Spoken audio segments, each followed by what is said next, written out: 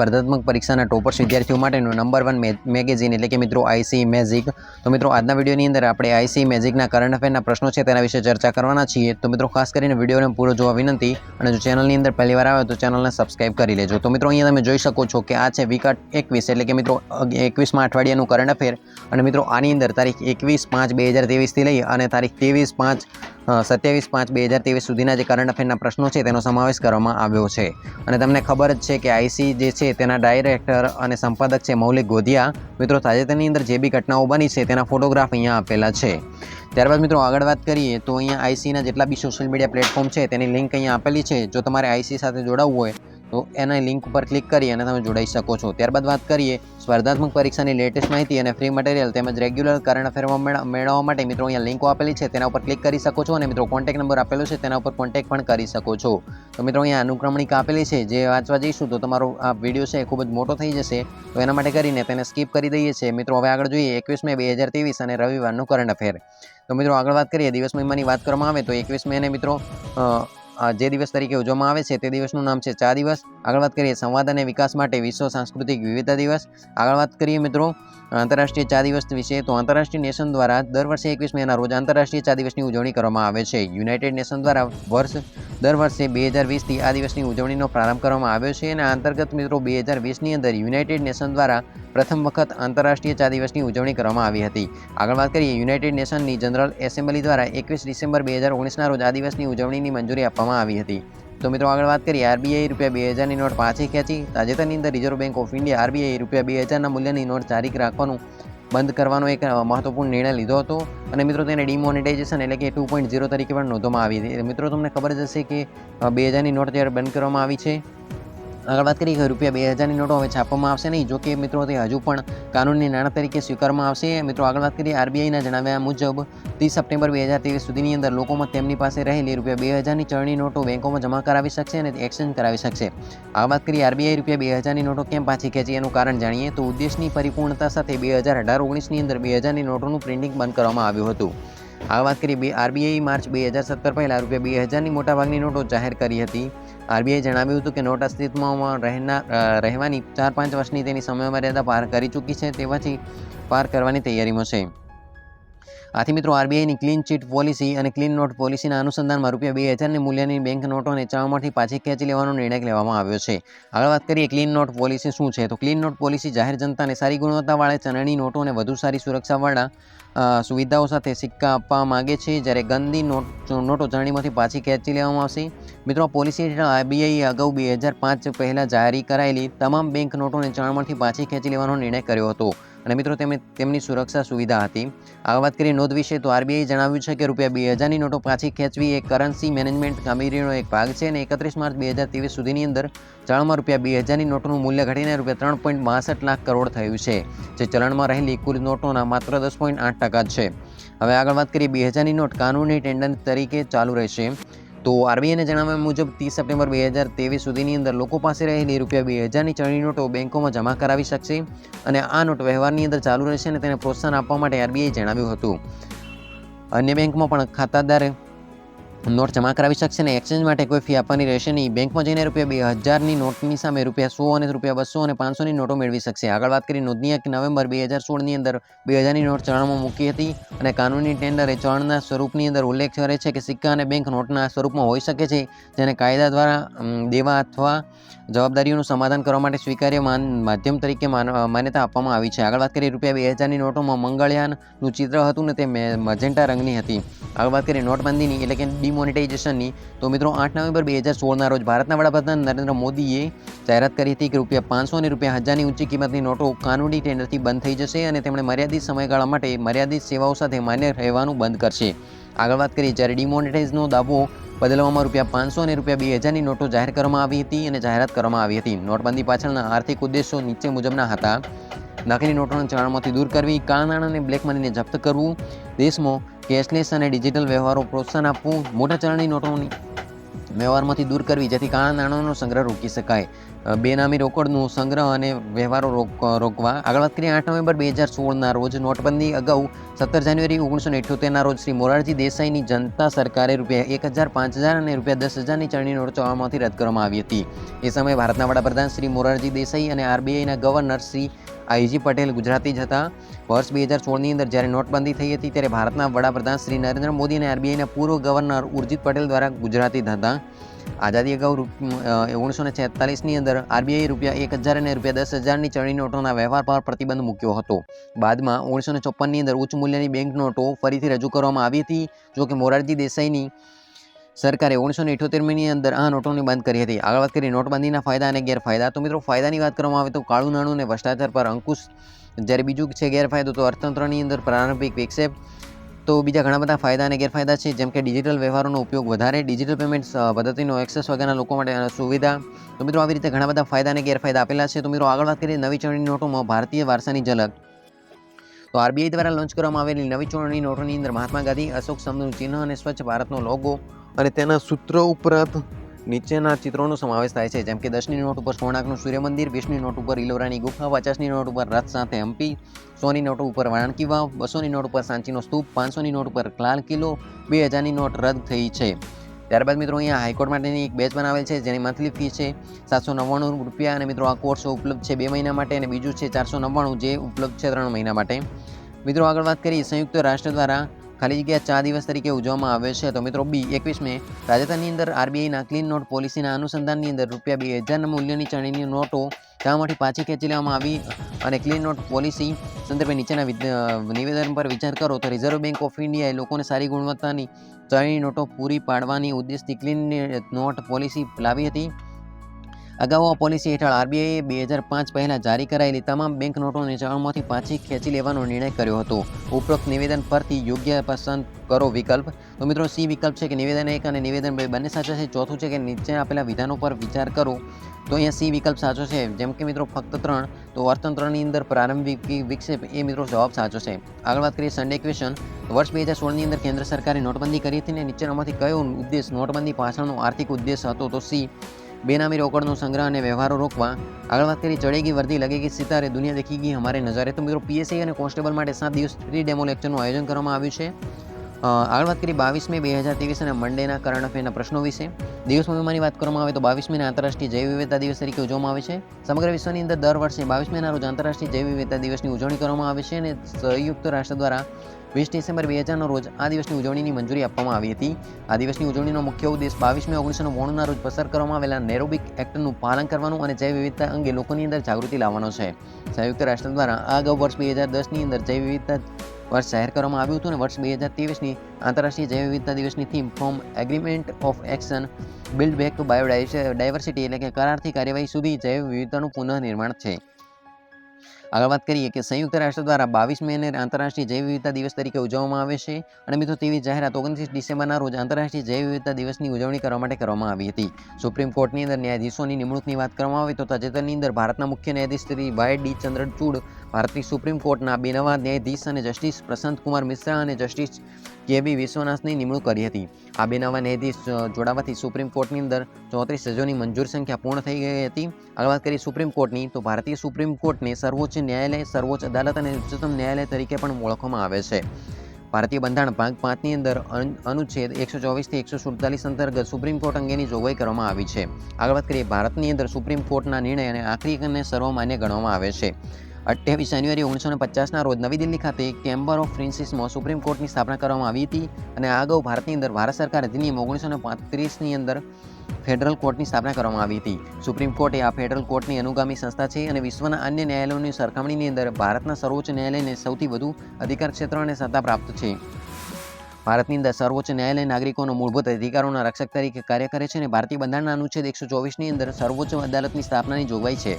Supreme કોર્ટની હાલની ઇમારતની ડિઝાઇનના સ્થપતિ શ્રી ગણેશ ભીખાઈજી ડિયોલાલીકર હતા અને સુપ્રીમ કોર્ટની અંદર ન્યાયાધીશની સંખ્યાની વાત કરવામાં આવે તો ભારતીય બંધારણના અનુચ્છેદ 124 મુજબ ભારતની એક સર્વોચ્ચ ન્યાયાલય હશે અને જેમાં એક મુખ્ય ન્યાયાધીશ અને 7 અન્ય ન્યાયાધીશો રહેશે. જ્યાં સુધી ભારતીય બંધારણના અનુચ્છેદ 124 મુજબ ભારતની એક સર્વોચ્ચ ન્યાયાલય હશે જેમાં એક મુખ્ય ન્યાયાધીશ અને 7 અન્ય ન્યાયાધીશ રહેશે. જ્યાં સુધી અન્ય કોઈ કાયદા દ્વારા સંખ્યા ન વધારે ત્યાં સુધી આ સંખ્યા યથાવત રહેશે. સંસદે પોતાની આ શક્તિનો ઉપયોગ કરીને ક્રમશઃ ઈસવીસન 1956ની અંદર ન્યાયાધીશોની સંખ્યા 8 તેવી રીતે મિત્રો સંખ્યા બધી વધારેલી છે. અને ત્યારબાદ વાત કરીએ તો ત્યારબાદ થોડા સમય અગાઉ સંસદ દ્વારા સર્વોચ્ચ ન્યાયાલય સુધારા અધિનિયમ 2019 પસાર કરીને સર્વોચ્ચ ન્યાયાલયના ન્યાયાધીશોની સંખ્યા 31થી વધારીને 34 કરવામાં આવી હતી. આગળ વાત કરીએ આથી આ હાલ ભારતની સુપ્રીમ કોર્ટની અંદર તેમની નિમણૂક કરવામાં આવી છે. આગળ વાત કરીએ નોંધ વિશે તો ભારતીય સંસદને ન્યાયાધીશની સંખ્યામાં વધારો કરવાની સત્તા પ્રાપ્ત છે, પરંતુ સંખ્યાની અંદર ઘટાડો કરવાની સત્તા પ્રાપ્ત નથી. ભારતની અંદર અત્યાર સુધીની અંદર સર્વોચ્ચ ન્યાયાલયના ન્યાયાધીશોની સંખ્યામાં 6 સખત વધારો કરવામાં આવ્યો છે. અને સર્વોચ્ચ ન્યાયાલયના ન્યાયાધીશની નિમણૂક અંગેની બંધારણીય જોગવાઈની વાત કરવામાં આવે તો ભારતીય બંધારણના અનુચ્છેદ 124(2) અનુસાર ભારતના રાષ્ટ્રપતિ સર્વોચ્ચ ન્યાયાલયના મુખ્ય ન્યાયાધીશ અને અન્ય ન્યાયાધીશોની નિમણૂક કરે છે. આગળ વાત કરીએ સર્વોચ્ચ ન્યાયાલયોના ન્યાયાધીશોની નિમણૂક માટે ભારતના બંધારણના અનુચ્છેદ 124માં નીચે પ્રમાણેની જોગવાઈ છે. રાષ્ટ્રપતિ સર્વોચ્ચ ન્યાયાલય અને રાજ્યોના ઉચ્ચ ન્યાયાલયોના ન્યાયાધીશો સાથે વિચાર વિમર્શ કર્યા પછી સર્વોચ્ચ ન્યાયાલયના દરેક ન્યાયાધીશોની નિમણૂક કરશે. આગળ વાત કરીએ જો કે સર્વોચ્ચ ન્યાયાલયના મુખ્ય ન્યાયાધીશ સિવાય કોઈ અન્ય ન્યાયાધીશની નિમણૂક રાષ્ટ્રપતિ હંમેશા સર્વોચ્ચ ન્યાયાલયના મુખ્ય ન્યાયાધીશ સાથે વિચાર વિનિમય કર્યા બાદ જ કરશે. રાષ્ટ્રપતિ પોતાના સહી સિક્કાવાળા આદેશપત્રથી સર્વોચ્ચ ન્યાયાલયના દરેક ન્યાયાધીશને નિમશે અને સર્વોચ્ચ ન્યાયાલયના દરેક ન્યાયાધીશની 65 વર્ષની ઉંમર થાય ત્યાં સુધી હોદ્દો ધરાવી શકશે. આગળ વાત કરીએ ન્યાયાધીશોની નિમણૂકમાં સલાહ શબ્દના અર્થઘટન સાથે જોડાયેલા વિવાદની તો ભારતીય બંધારણના અનુચ્છેદ 124(2) અનુસાર ભારતની અંદર સુપ્રીમ કોર્ટના અન્ય ન્યાયાધીશોની નિમણૂક ભારતીય સર્વોચ્ચ ન્યાયાલયના મુખ્ય ન્યાયાધીશ સાથે વિચાર વિનિમય કરીને કરશે, પરંતુ જો આ જોગવાઈની અંદર એવો સ્પષ્ટ ઉલ્લેખ નથી કે સર્વોચ્ચ ન્યાયાલયના મુખ્ય ન્યાયાધીશે આપેલી સલાહ રાષ્ટ્રપતિ સાથે માનવી ફરજિયાત છે કે નહીં. આથી આ અંગે અનેક વિવાદો થયા હતા અને જોકે સમાધાન માટે સુપ્રીમ કોર્ટે 3 ચુકાદાઓમાં સલાહ શબ્દનું શું અર્થઘટન કરવું જોઈએ તે જણાવ્યું છે અને આ પ્રમાણે છે.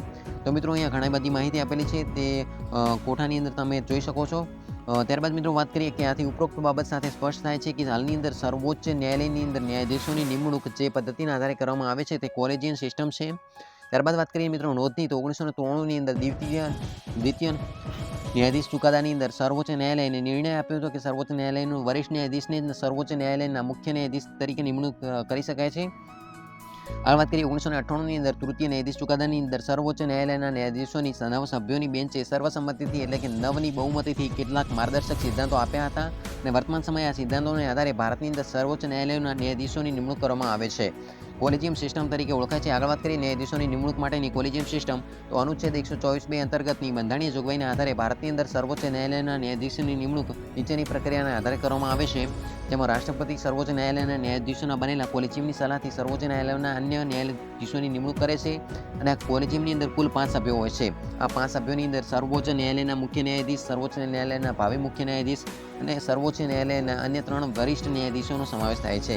આગળ વાત કરીએ સર્વોચ્ચ ન્યાયાલયના ન્યાયાધીશની નિમણૂક પ્રક્રિયા તો સર્વોચ્ચ ન્યાયાલયના મુખ્ય ન્યાયાધીશ અને 4 ન્યાયાધીશો ચર્ચા વિચારણા કરી અને ન્યાયાધીશોના નામની યાદી કાયદા મંત્રાલયને આપશે.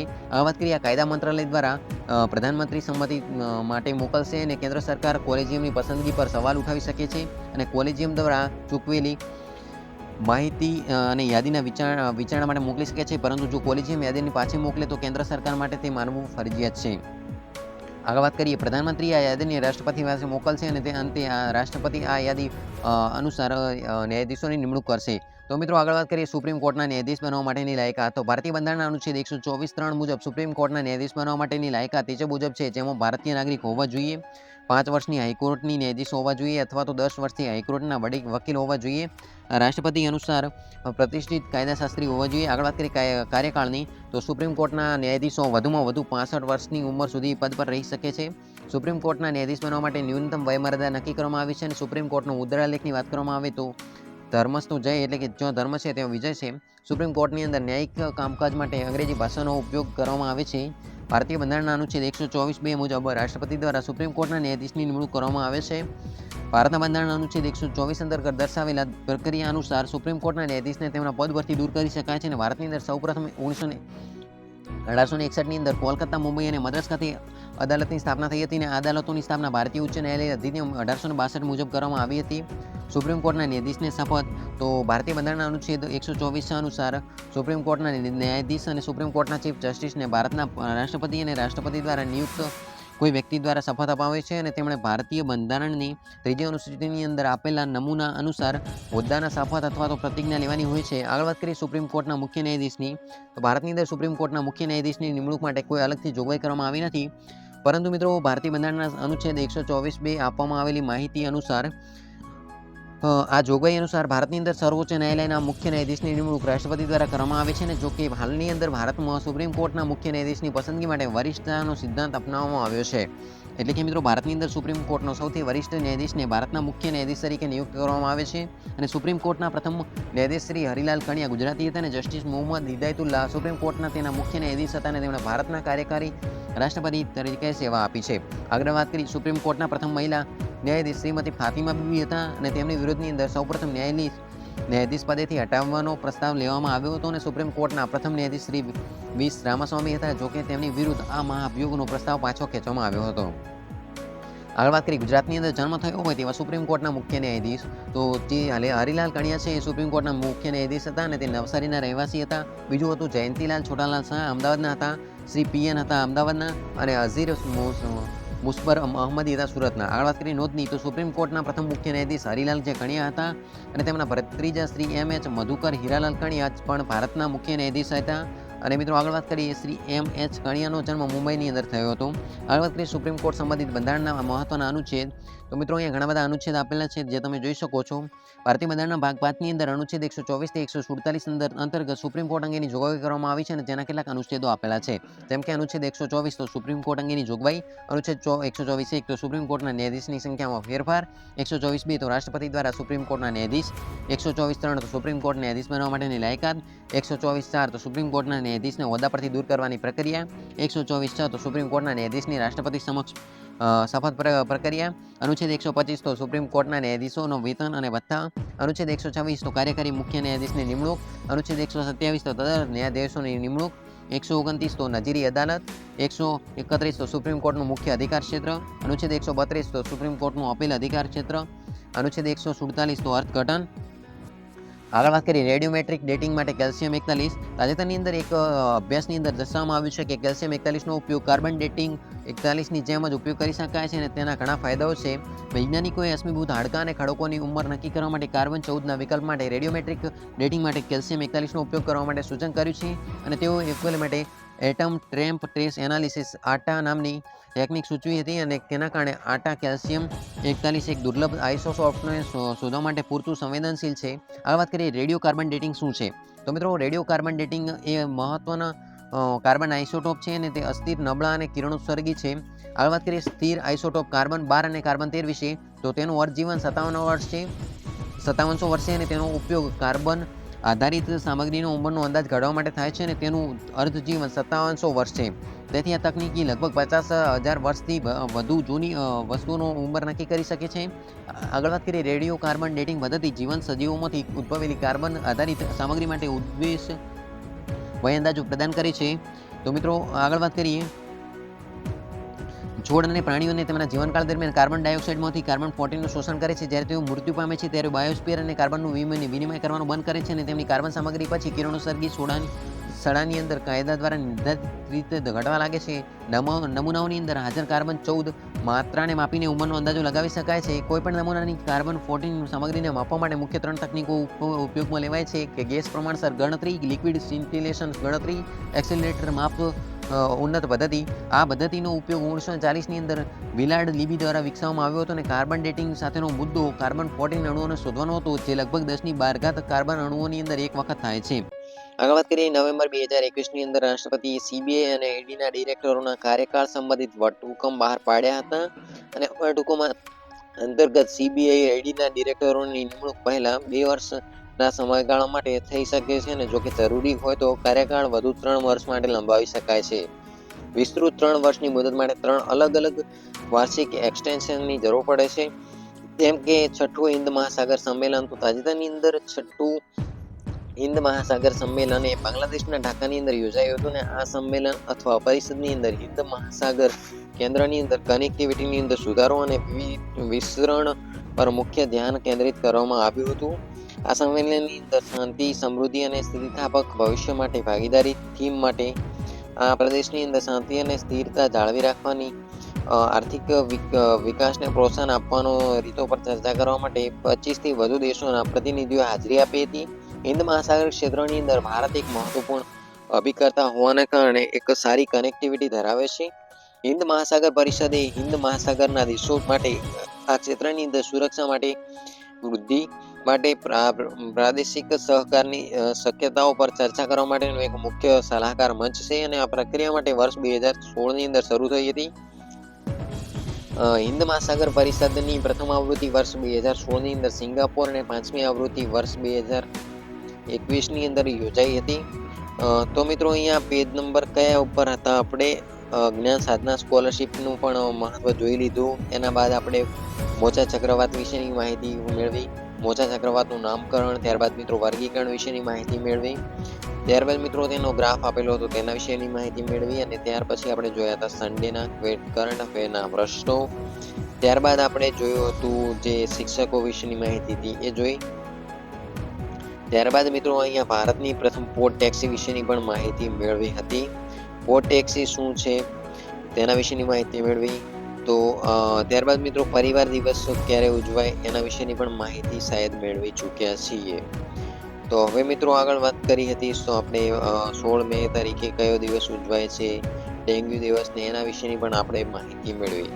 હવે આપણે નીચે શરૂ કરીશું મેરી લાઈફ એપ્લિકેશન. તો મિત્રો મેરી લાઈફ એપ્લિકેશન વિશેની સંપૂર્ણ ડિટેલ તમને સમજાવવામાં આવી હતી, તેના વિશે પણ તમને ખ્યાલ આવી ગયો હશે. આગળ વાત કરીએ 35મી ઇકો થાઈ કાર્પેટનું આયોજન કરવામાં આવ્યું હતું, તેના વિશે પણ સંપૂર્ણ ડિટેલ મેળવી ચૂક્યા છીએ. આગળ વન લાઇનર પ્રશ્નો આપેલા છે. ત્યારબાદ 17 મે વિશેની કરંટ અફેરની વિગતવાર માહિતી આપેલી છે. સીબીઆઈના નવા ડિરેક્ટર તરીકે પ્રવીણ સૂદની નિમણૂક કરવામાં આવી, તેના વિશે પણ આપણે જાણકારી મેળવી ચૂક્યા છે. સીબીઆઈનું પૂરું નામ, સીબીઆઈનું માળખું અને સીબીઆઈનું માળખું કેવી રીતનું કામ કરે તેના વિશે પણ આપણે વિગતવાર આપણે ચર્ચા કરી ચૂક્યા છીએ. હવે મિત્રો વાત કરીએ આગળ કયા ટોપિક પર, બુધવારના કરંટ અફેરના પ્રશ્નો વિશે. તો મિત્રો પેજ નંબર 21 ઉપર આવી ગયા છે અને બુધવારના જે કરંટ અફેરના પ્રશ્નો છે તેના વિશે વાત કરીએ. વિશ્વ ટેલિકમ્યુનિકેશન દિવસ તરીકે કયા દિવસની ઉજવણી કરવામાં આવે તો 17 મે.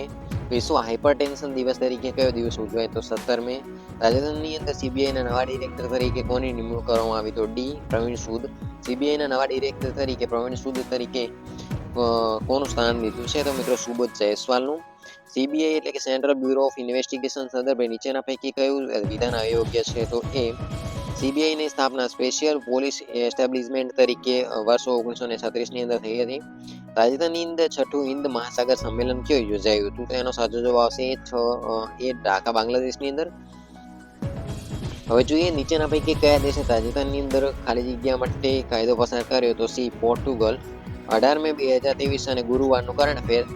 તો અહીંયા 18 મે છે તેને રાષ્ટ્રીય સંગ્રહાલય દિવસ તરીકે ઉજવવામાં આવે છે અને વિશ્વ એડ્સ રસી દિવસ તરીકે પણ ઉજવવામાં આવે છે. આંતરરાષ્ટ્રીય સંગ્રહાલય દિવસની વાત કરવામાં આવે તો 18 મેના રોજ આંતરરાષ્ટ્રીય સંગ્રહાલય દિવસ ઉજવવામાં આવે છે અને દિવસની ઉજવણીનો મુખ્ય ઉદ્દેશ સંગ્રહાલય અથવા તો મ્યુઝિયમના મહત્વ અંગે લોકોની અંદર જાગૃતિ ફેલાવવાનો છે. સંયુક્ત રાષ્ટ્ર 1983ની અંદર 18 મેના રોજ આંતરરાષ્ટ્રીય સંગ્રહાલય દિવસ ની ઉજવણીનો નિર્ણય કરવામાં આવ્યો હતો. જોકે આ અગાઉ international council of museum ICOM દ્વારા 1977થી આ દિવસની ઉજવણીના પ્રારંભ કરવામાં આવ્યો હતો. વર્ષ 2023ની આંતરરાષ્ટ્રીય સંગ્રહાલય દિવસની થીમ શું છે તો museum sustainable and well being છે. બાર્સેલોનાએ 17મી વખત આ લીગા ફૂટબોલનું ટાઇટલ જીત્યું હતું. તાજેતરની અંદર બાર્સેલોનાએ ઇસ્યોલોનને 4-2થી હરાવીને આ લીગા ફૂટબોલ ટુર્નામેન્ટનું ટાઇટલ જીતી લીધું હતું. બાર્સેલોનાએ 2019 બાદ પ્રથમ વખત આ ટાઇટલ પોતાના નામે કર્યું હતું અને આ ટાઇટલ સાથે બાર્સેલોનાએ કુલ 27 વખત આ લીગા ફૂટબોલ ટુર્નામેન્ટનું ટાઇટલ જીત્યું હતું. આ લીગા ફૂટબોલ એ પ્રસિદ્ધ ટુર્નામેન્ટ છે અને મિત્રો તે સ્પેનની અંદર યોજાય છે. આગળ વાત કરીએ વર્ષ 1929ની અંદર યોજાતી આ ટુર્નામેન્ટની અંદર 35 વખત આ લીગાનું ટાઇટલ જીત્યું છે. આગળ વાત કરીએ વૈશ્વિક આયુર્વેદ મહોત્સવની 5મી આવૃત્તિ કેરળની અંદર યોજાશે. તો કેરળની રાજધાની તિરુવનંતપુરમની અંદર વાર્ષિક આયુર્વેદ મહોત્સવ 2023નું આયોજન કરવામાં આવશે અને 1 ડિસેમ્બરથી 5 ડિસેમ્બર દરમિયાન યોજાનારી આ ઇવેન્ટનું આયોજન કાર્યવતનના ગ્રીનફિલ્ડ ઇન્ટરનેશનલ સ્ટેડિયમમાં થશે અને ગ્લોબલ આયુર્વેદ ફેસ્ટિવલ 2023નો ઉદ્દેશ આરોગ્ય સંભાળમાં ઉભરતા પડકારો અને સર્વગ્રાહી ઉપચાર પદ્ધતિ તરીકે આયુર્વેદના નવા મહત્વને પ્રકાશિત કરવાનો છે અને global Ayurveda festival 2023 emergency challenge in healthcare and regular Ayurveda theme પર કેન્દ્રિત હશે. થીમ એક મુખ્ય આરોગ્ય સંભાળ શિસ્ત તરીકે તેના કાયાકલ્પનું પ્રદર્શન કરતી વખતે સમકાલીન સ્વાસ્થ્ય સમસ્યાઓ સાથે વ્યવહાર કરવામાં આયુર્વેદની ભૂમિકાને અન્વેષણ કરવાની જરૂરિયાત પર મૂકે છે. આ વાત કરીએ GAF 2023માં 75 દેશોએ 7500 પ્રતિનિધિઓ સાથે નોંધપાત્ર આંતરરાષ્ટ્રીય હાજરીની અપેક્ષા કરે છે. આગળ વાત કરીએ સમુદ્ર શક્તિ 23. તો તાજેતરની અંદર ભારત અને ઇન્ડોનેશિયા વચ્ચે દ્વિપક્ષીય નૌકા કવાયત સમુદ્ર શક્તિ 2023ની ચોથી આવૃત્તિ 14થી 19 મે 2023 દરમિયાન યોજાઈ હતી. આ કવાયતની અંદર ભાગ લેવા માટે સ્વદેશી રીતે બનાવેલ એન્ટી સબમરીન વોરફેર કારવેટ INS કવારથી ઇન્ડોનેશિયાના બાટમ ખાતે પહોંચ્યું હતું. આગળ વાત કરીએ કવાયતનો ઉદ્દેશ ભારતીય અને ઇન્ડોનેશિયાની નૌકાદળ વચ્ચે ભારત સંચાલન ક્ષમતા જોડાણ અને પરસ્પર સહયોગ વધારવાનો છે. INS કવારતી સાથે ભારતીય નૌકાદળનું ડોર્નિયર મેરીટાઈમ પેટ્રોલ એરક્રાફ્ટ અને ચેતક હેલિકોપ્ટર પણ ભાગ લીધો હતો અને જ્યારે ઇન્ડોનેશિયન નૌકાદળનું પ્રતિનિધિત્વ KRI સુલતાન ઇસ્કંદર Munda CN-235 maritime petrol aircraft અને AS-565 પેન્થર હેલિકોપ્ટર કર્યું હતું. આગળ વાત કરીએ UK યુગેન ભારત રાષ્ટ્રીય સંગ્રહાલય. તો ભારત દેશ એક સમૃદ્ધ ઇતિહાસ અને સંસ્કૃતિ ધરાવતો દેશ છે અને સમૃદ્ધ સાંસ્કૃતિક વારસાને પ્રદર્શિત કરવા માટે ભારત સરકારે રાષ્ટ્રીય રાજધાની નવી દિલ્હીના પ્રતિષ્ઠિત ઉત્તર અને દક્ષિણ બ્લોકની અંદર UK યુગેન ભારત રાષ્ટ્રીય સંગ્રહાલય સ્થાપવાની જાહેરાત યોજના કરી હતી. વડાપ્રધાન નરેન્દ્ર મોદી દ્વારા 18 મેના રોજ મ્યુઝિયમની યોજનાનું અનાવરણ કરવામાં આવ્યું હતું. કેન્દ્રીય સચિવાલય સંકુલના ઉત્તર અને દક્ષિણ બ્લોકની અંદર પ્રસ્તાવિત આ રાષ્ટ્રીય સંગ્રહાલયનું નામ UK યુગેન ભારત